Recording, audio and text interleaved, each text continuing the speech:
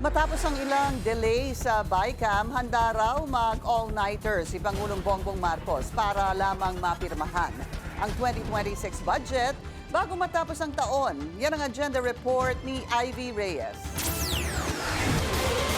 Kung kailangan hindi matulog, gagawin daw ito ni Pangulong Bongbong Marcos, maipasa lang ang 2026 budget bago matapos ang Disyembre.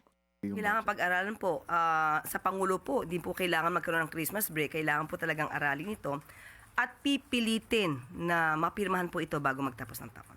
Bagaman huli na sa itinakdang deadline, goal daw talaga ng Pangulo ang iwasan ng isang reenacted budget. Gahol man sa oras, bubusisiin daw ni PBBM nang masinsinan ang budget at kung may kailangan i-veto, hindi raw magdadalawang isip ang Pangulo na gawin ito. Kaya naman ngayong holiday season, dito lang daw sa Pilipinas mananatili si PBBM.